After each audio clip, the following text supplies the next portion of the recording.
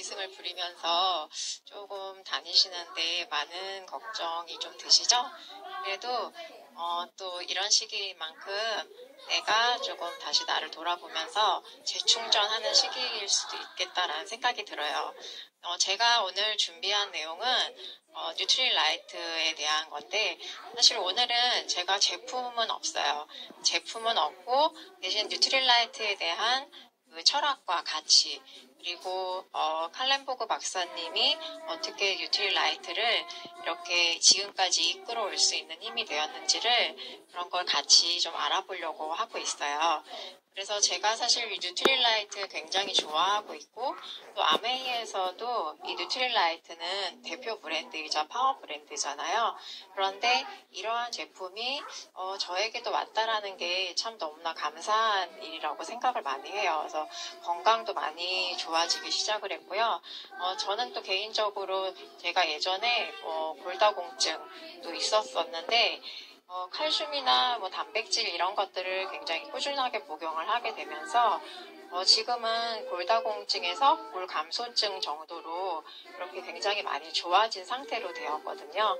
그래서 오늘은 제품은 아니지만 이러한 제품의 배경이 있는 이런 뉴트릴라이트가 얼마나 좋은 건지 한번 같이 제가 알아보도록 하겠습니다.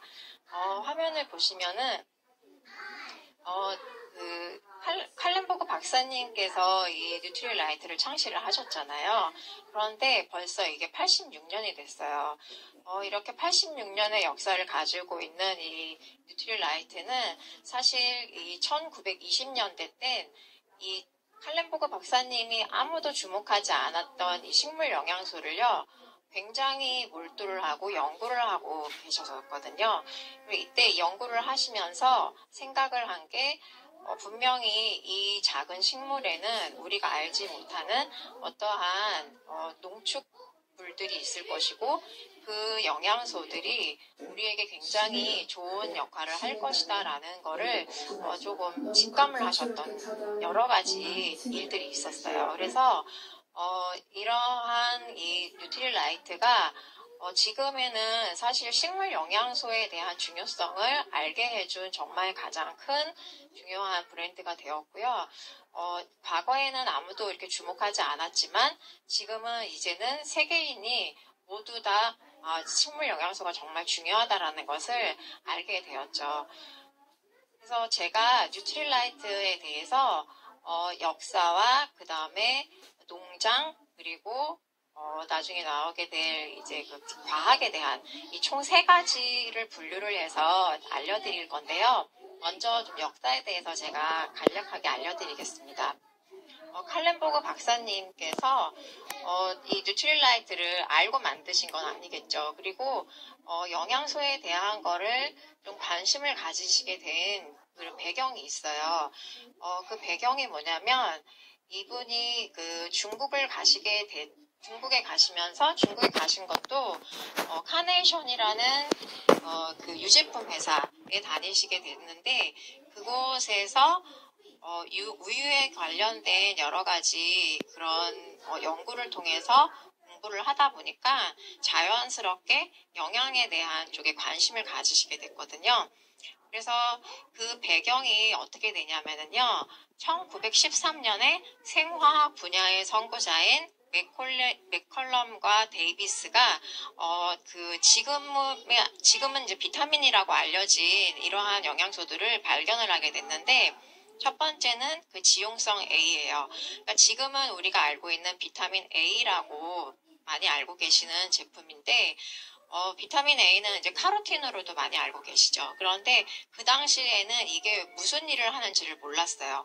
그래서 그때 당시에는 이제 지용성 A가 하는 게 뭐였냐면, 동물들의 안구 감염과 관련이 됐던 그런 이제 항감염제로 이게 알려졌거든요. 그래서 가축들을 이제 키울 때 가축들이 병이 나면 안 되잖아요. 그래서 가축들에게 이제 고기나 우유를 얻어야 되기 때문에 가축들이 병이 나지 않게끔 이렇게 관리를 하는 차원에서 이러한 이제 물질들을 먹이게 된 거죠. 그러다 보니까 이제 감염률이 낮아졌다라는 거를 알게 됐고요. 그리고 두 번째로 알게 된 것은 바로 이제 수용성 B예요. 그래서 비타민 B군이라고 알려진 그 물질 중에서 비타민 B1이라고 하는 그 티아민 많이 알고들 계시죠? 이 티아민이 조류, 그러니까 닭의 각기병 증상을 없애주는데 그런 큰 역할을 하는데 그때 당시에는 이게 티아민이 어디서 나오게 됐냐면 그 쌀눈, 그 쌀을 정밀을 하다 보면은 나오는 그 과정에서 나오는 그 탈곡된 나오는 물질을 그거를 이제 먹이게 된 거예요. 그걸 먹이다 보니까 각기병 증상이 없어졌다라는 걸 알게 돼서 이것을 그냥 수용성 B라고만 이름을 붙였었고요. 그리고 또 1919년에는 괴혈병을 예방하는 채소, 과일과 같은 식품 요인이 되는 그 수용성 C라는 것을 또 이제 나중에 발견이 됐죠. 그러니까 이러한 지용성 A, 수용성 B, 그다음 수용성 C 이러한 것들의 발견이 그때 당시 때의 사람들이 그게 크게 별로 신경 쓰지는 않았지만 지금에서는 비타민이라는 굉장히 큰 발전들을 가지고 온 케이스가 되는 것들이거든요. 그리고 칼렌보그 박사님께서 이 영양과 과학에 관심을 많이 가질 수 있게 된 가장 큰 배경은 바로 이거였던 것 같아요. 이분이 그 유제품 회사인 카네이션 회사를 다니고 있을 때 그때 아무래도 이제 식품 공장이다 보니까 영양과 과학을 배울 수 있는 그러한 이제 자연스럽게 접할 수 있는 환경이 되어 올 수밖에 없었겠죠. 그래서 그곳에서 또 가장 큰 규모의 위스콘신 주에 있는 그 카네이션 공장과 연구시설에서 일을 하셨기 때문에 이게 또 자연스럽게 아시게 된 것 같고요. 이러다 보니까 식물의 영양적 가치를 좌우하는 게 토양에 있다라는 거에 또 더 나아가서 관심을 가지시게 되셨어요. 그래서 지금 화면에 보시는 이 사진은 뭐냐면은요, 카네이션 회사가 중국으로 진출을 하면서 이 중국에 진출하면서 이제 깡통 우유를 판매를 하게 됐는데 이 깡통 우유가 이 깡통 우유를 알리기 위한 그러한 이제 광고 사진이거든요. 그래서 이 지금 중국 어린 아기가 우유 깡통을 들고 있는 사진인데요. 이때 이제 1915년부터 1927년까지 이 칼렌보그 박사님이 중국에서 영업으로 부임을 하셨던 거예요. 그런데 이때 계시면서 이 영양에 대한 걸 더 많이 생각을 하시게 됐고, 그리고 또 이제 중국 사람들이 가지고 있는 식습관이나 그 다음에 이제 여러 가지 영양학적인 면을 토대로 해서 사람들이 어떻게 하면 더 좀 건강하게 살 수 있을까. 그리고 여행을 하다 보니까 중국에 있는 많은 사람들이 대부분 과일이나 채소, 그 다음에 통곡물 같은 것들을 많이 먹고 있었다라는 걸 알게 됐어요. 그러면서 아무래도 대도시에 살고 있는 사람들보다 좀 질병에 더 많이 걸리지 않는다라는 것도 알게 되었거든요.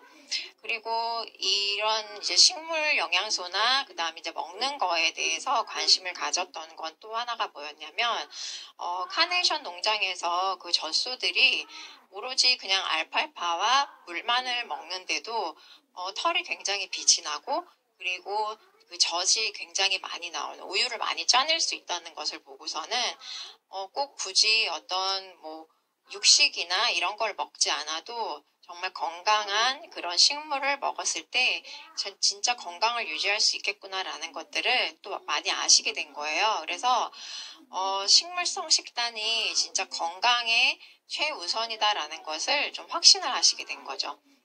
그래서 그걸 좀 연구를 계속 고민을 하고 계시다가 아까 제가 처음에 말씀을 드렸던 그 수용성 A와 지용성 A와 수용성 B를 발견을 하신 그 아까 그 맥컬럼 박사님이 그 연구를 하고 계셨던 게 있었는데 그 소 농축 사료에다가 어떻게 하면은 그 소들이 더 건강하고 그리고 또 더 좋은 육질을 가질 수 있을까라는 것을 연구를 하신다는 걸 알게 된 거예요. 그러면은 이 소들도 이런 영양 농축 사료들을 먹는데, 그러면은 소 말고 우리 사람들도 그런 농축이 된, 식물로 농축이 된 어떠한 영양 보충제를 먹을 수 있다라면은 훨씬 더 좋은 건강을 유지할 수 있지 않을까라는 것을 착안하신 거죠. 그래서 그때부터 이제 식물 농축 연구에 대한 그런 고민을 많이 하시게 되고, 실질적으로 중국에서도 계속 연구를 시작을 하셨다고 해요. 그래서 이렇게 1927년까지 중국에 계시면서 1927년에 캘리포니아로 다시 이제 돌아오시게 됐거든요. 그래서 여기 사진에 보시면은 지금 이 1928년 과학 잡지에 거제된 뉴트릴라이트라고 하는 그런 이름이 정의가 된 그런 이 사설이 나와 있었어요. 근데 이 사설은 1928년에 나와 있었던 거지만, 이 칼렌보거 박사님이 1939년에 이 잡지를 우연히 보게 된 거예요. 그래서 이거를 보시면서 이 글을 쓰신 로저 윌리엄스에게 편지를 써가지고요. 이 뉴트릴라이트라는 이름을 내가 쓰고 싶다. 내 회사에 이 이름을 쓰고 싶다라고 이야기를 하신 거예요. 편지를 쓰셨어요. 그런데 사실 이 뉴트릴라이트라고 이 사설에 나온 내용이 뭐였냐면요. 뉴트릴라이트라고 명명한 그 물질들이 지금 우리가 알고 있는 바로 그 비타민과 무기질들이었어요. 그래서 우리가 탄수화물이나 단백질, 지방 같은 것들을 잘 먹을 수는 있지만 그 외에 식물에서 얻어질 수 있는 아주 작은 미량의 그런 비타민과 무기질 이외의 식물 농축물, 그러니까 예를 들어서 안토시아닌이라든지 폴리페놀이라 지금은 알려져 있지만 그때 당시에는 몰랐던 그러한 물질들을 섭취를 할 수 있을 그런 것들이 우리 몸에 어떤 영향을 줄 수 있지 않을까라는 그런 기사이거든요. 그래서 그런 물질들을 지금 뉴트릴라이트라고 명명을 하신 거예요. 그러니까 이거를 보고서는 칼렌보거 박사님이 이 단어야말로 내가 정말 찾고 있던 그러한 이름이었다라고 생각을 하셨던 거죠. 그래서 편지를 보냈더니 그 로저 윌리엄스 박사님이 이 단어나 이 내용을 이해했던 사람은 어디도 없었다고, 그러면서 기꺼이 이 이름을 쓰도록 허락을 하겠다라고 그렇게 답장이 왔다고 해요. 그래서 이 해에 1939년에 원래 이름이 비타민 프로덕트라는 회사를 뉴트릴라이트라는 이름으로 바꾸게 됐어요. 그래서 이런 뉴트릴라이트가 또 그 글자 하나하나 철자를 보시면 다 대문자로 나와 있잖아요. 그게 왜 그랬냐면 그 칼렌보거 박사님이요. 이 뉴트릴라이트라고 하는 글자 자체, 이 단어를 너무나 좋아하셨대요. 그래서 소문자가 아닌 계속 대문자로만 쓰셨다고 하시더라고요. 그러다 보니까 지금의 상호도 자연스럽게 이렇게 뉴트릴라이트가 대문자로만 이렇게 나오게 됐어요. 그러니까 지금 봐도 여러분들이 정말 거의 지금 86년 전, 거의 70년이 되는 이러한 90년이 되는 오랜 시간이 지났는데도 불구하고 이름이 굉장히 세련되고 너무나 좋다는 느낌이 드시죠. 그래서 칼렌보거 박사님은요, 사실 이제 영양에 대한 그런 관심도 굉장히 많았지만 실질적으로는 좋은 식물의 영양을 얻기 위해서라면 토양이 훨씬 더 중요하다라는 것을 굉장히 절실하게 느끼고 계셨어요. 그래서 내가 정말 질 좋은 식물의 영양소를 얻고 싶다라면 내가 먼저 이 토양을 가꿔야겠다라고 생각해서 그때 처음에 이제 캘리포니아에 땅을 먼저 매입을 하시면서 그때 한 1000에이커 정도 되는 큰 땅을 매입을 하셨다고 그러시더라고요. 그래서 그걸 직접 일구고 가꾸면서 지금의 이제 큰 농장, 뉴트릴라이트 농장이 생기게 된 거거든요. 그래서 여기 보시는 것처럼 믿을 수 있는 원료를 얻으려면 스스로 만들어야 한다. 그러니까 직접 내가 수확하고 경작을 해서 얻은 그러한 원료를 쓰는 게 정말 맞다라는 거를 말씀을 하시는 거죠. 그래서 제가 두 번째로 보여드리고 싶은 게 바로 이 뉴트릴 농장인데요. 뉴트릴라이트 농장은 지금도 뭐 여러분들이 찾아보시면은요, 어디에서든지 이 뉴트릴라이트 농장에 대한 그러한 그 정보들을요, 너무나 쉽게 찾을 수가 있어요. 그러니까 유튜브나 이런 데도 많이 활용해서 보시면 좋을 것 같고요. 제가 보여드리는 이 농장은 브라질 우바다라 농장인데요. 지금 이 뉴트릴라이트 농장이 총 3가지의 아이템으로 계속 반복적으로 이야기를 해주고 있는데 메시지를 전달을 해주고 있어요. 그게 뭐냐면 깨끗함과 그다음 안전성과 효율성 이 3가지 측면에서 이 뉴트릴라이트를 계속 보여주고 있는데요. 브라질 우바자라 농장 하면은 아세로라 체리로 굉장히 유명하죠.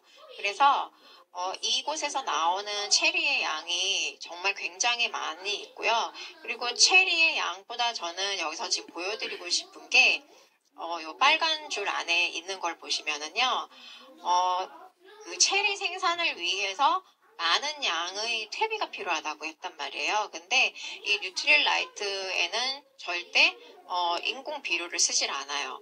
그러다 보니까 퇴비도 다 직접 만들어서 사용을 하게 되는데 저도 이거를 공부하다가 알게 된 사실이지만 식물마다 그 퇴비의 그 성분이 요구하는 게 다 다르대요. 그래서 질소, 산소와 그다음에 질소 옆에 있는 이런 농장들과 굉장히 협력을 잘 할 수 있고, 이 농장 주변에 살고 있는 주민들의 삶의 질까지 굉장히 높여주고 있다라고 해요.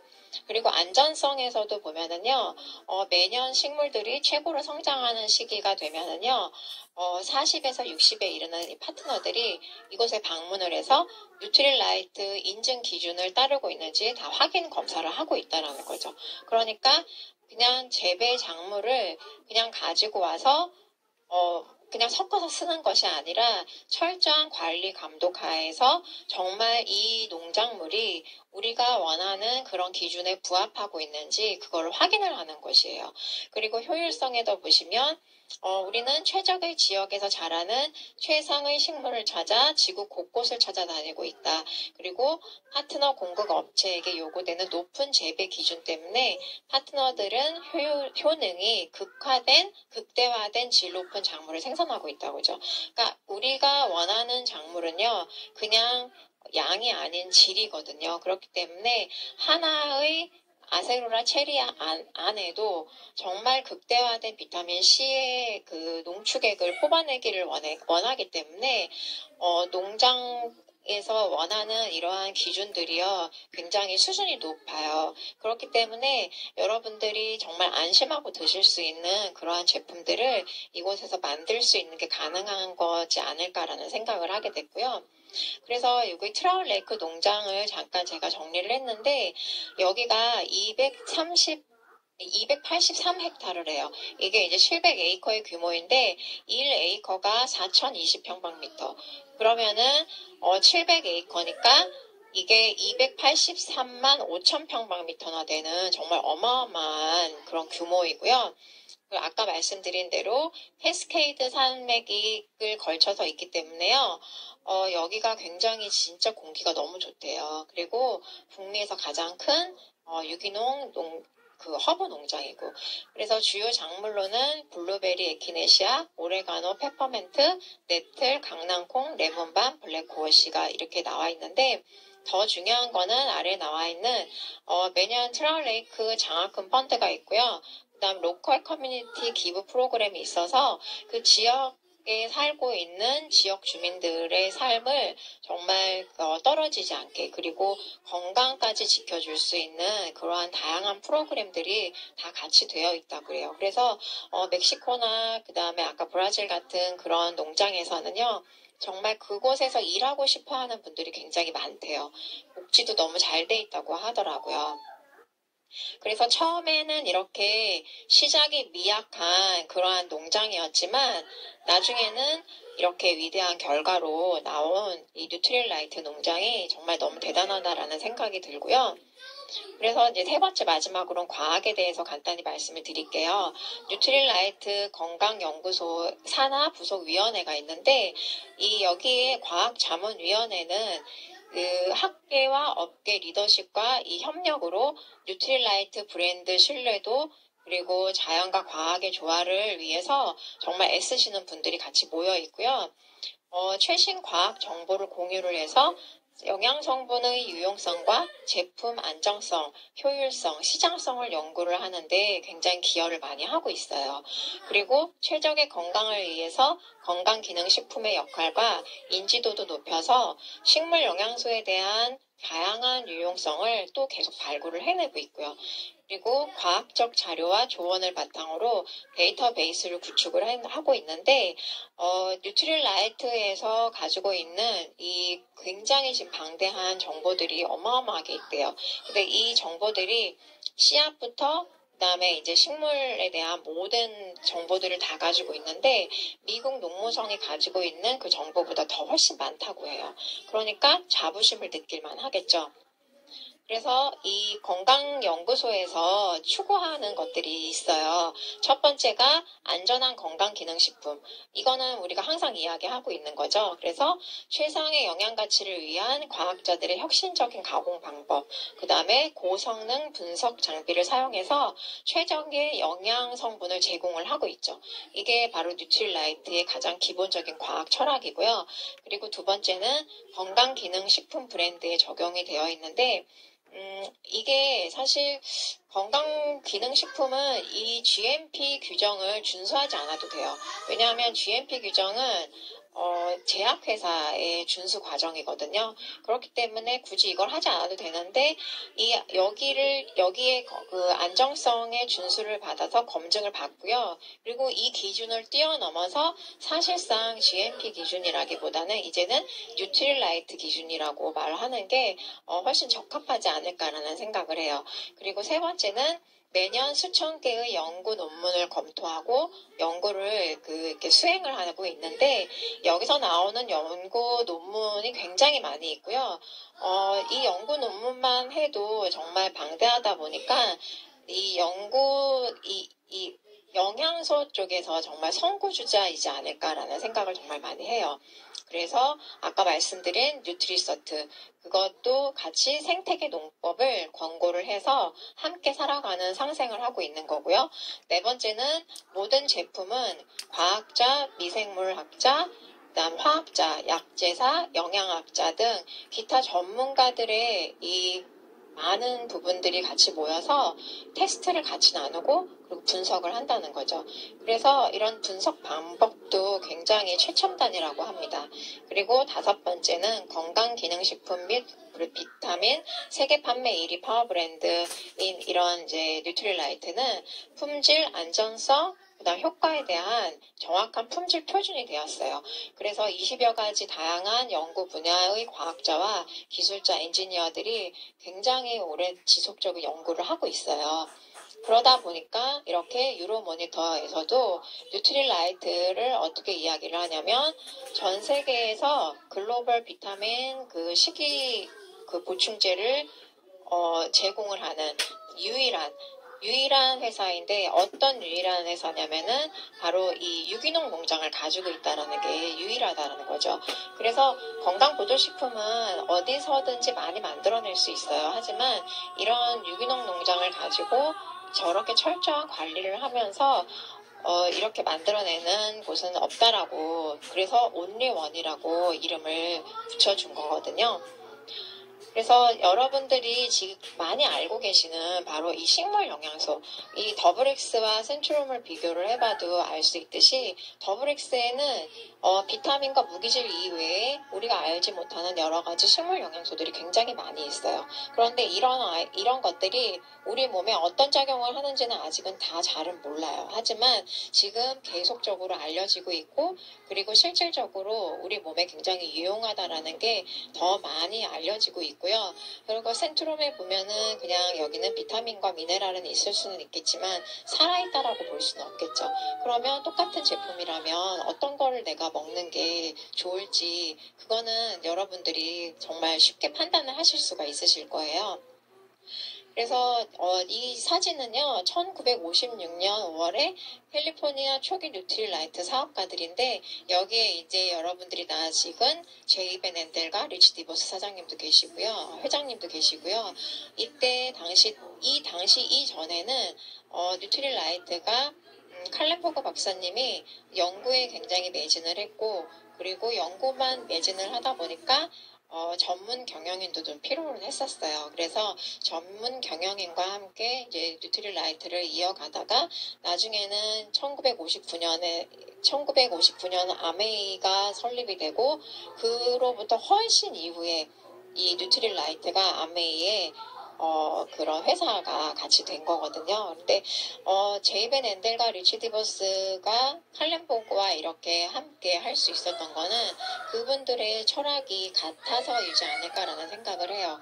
기본 철학은 인간과 환경에 유익하고 해를 주지 않고요. 그리고 사람들의 삶이 더 좋은 삶을 살 수 있도록, 더 성장하는 삶을 살 수 있도록 도와주는 그러한 그 철학의 목표를 두고 있었던 게, 두 분이 다, 이 세 분이 같은 목표를 지향을 하고 있었기 때문에 지금의 아메이가 있을 수 있지 않을까, 지금의 뉴트릴라이트가 있을 수 있지 않을까라는 그런 생각을 하게 됩니다.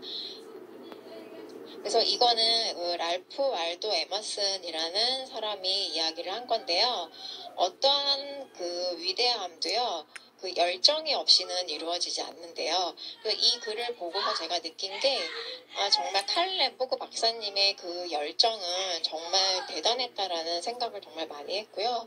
중국에서부터 캘리포니아에 와서, 그리고 캘리포니아에서 또 다시 미국 전역, 그리고 전 세계까지 이렇게 뉴트릴라이트를 전파시킬 수 있었고, 그리고 식물 영양소에 대한 연구를 지금까지도 할 수 있도록 해준 그런 이 지금의 이 역사적인 이런 이 역사의 그 연장선, 이 상황이 아마 이 열정이 없었다면 불가능하지 않았을까라는 생각을 한번 해보게 됩니다.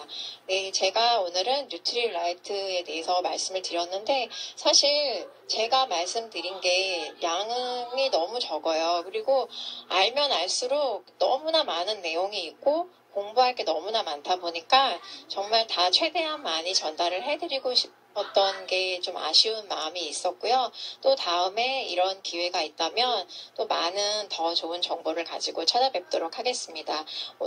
지금까지 경청해 주셔서 감사합니다.